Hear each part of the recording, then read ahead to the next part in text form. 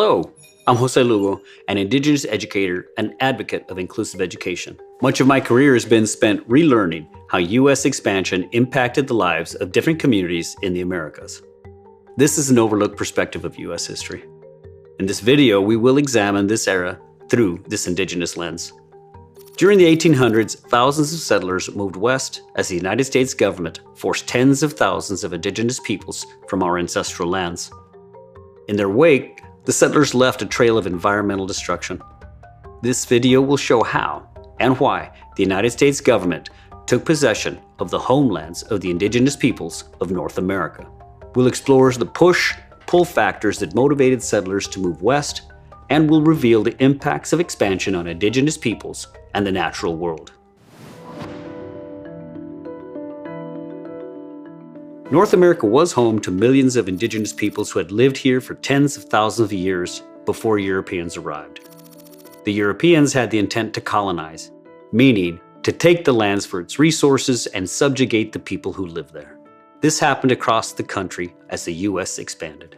This is a system known as deterritorialization, heavily impacting Indigenous people who suffered loss of culture, loss of language, and loss of identity.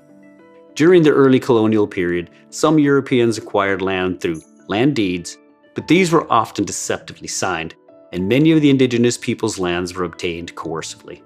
Land was also taken by the violent removal of Indigenous peoples from their ancestral lands. These were the beginning of a long history of conflict. Following the American Revolution, a wave of immigration caused the U.S. population to grow rapidly. With growing pressure on land availability, there was an increased desire for westward expansion. The newly formed American government believed expansion would increase the wealth and power of the country. Its first official step to expand nearly doubled the size of the country when it purchased Louisiana from France in 1803. In the years that followed, the U.S. also acquired the land now known as Florida from Spain. In 1845, Texas was annexed by the U.S. government, and within several years, more land from Mexico was acquired. This expansion led to the deterritorialization of thousands of Indigenous peoples across the continent. The U.S. believed it had the legal right to forcibly relocate Indigenous peoples and redistribute their land. It facilitated the settlement of Indigenous territories to the west by utilizing purchases, treaties, and the annexation of land. In the process, Indigenous peoples were not consulted or compensated for their loss. Settlers poured into Indigenous territories motivated by various push and pull factors. In the crowded towns and cities of the north and east that had already been established, jobs were scarce and wages were low. Intensive colonial farming practices had depleted the soil's nutrients, making it less fertile, compelling settlers to move in search of new farm land and natural resources. The allure of the West was magnified by several pull factors.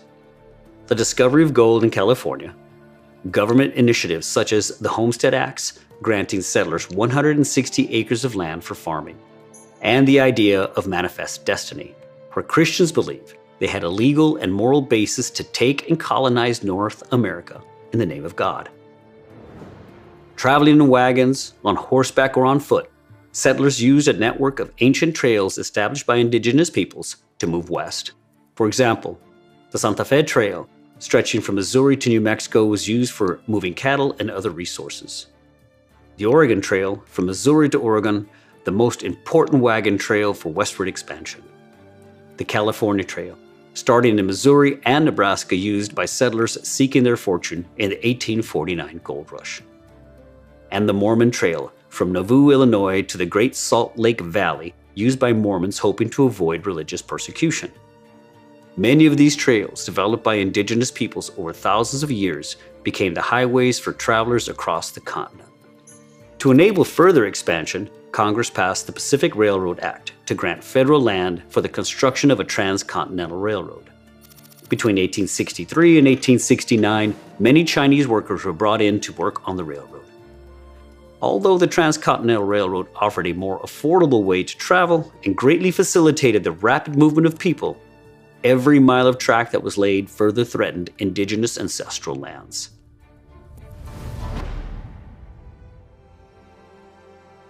American settlers and new immigrants moving west had a devastating impact on Indigenous peoples and the environment they lived in. With the discovery of gold, the U.S. government escalated the removal and relocation of Indigenous peoples. Despite repeated compliance and attempts at assimilation, the Cherokee were forcibly rounded up and resettled in a move known now as the Trail of Tears. The Indian Removal Act of 1830 forcibly removed many Indigenous peoples, destroying lives, cultures, and traditions. The natural environment, too, was dramatically altered. Ancient trails were worn and damaged by repeated use and migration. Natural resources, including wood, metals, and coal, were exploited by the building of the Transcontinental Railroad. And the construction of towns, mines, farms, and factories along rail routes exacted heavy tolls on the environment. The arrival of the railway also impacted wildlife, especially bison. What's more, the systematic slaughter of bison was part of a strategy to undermine the way of life of Indigenous peoples who depended on hunting. Colonel Richard Irving Dodge made the statement, "Kill every buffalo you can. Every buffalo dead is an Indian gone."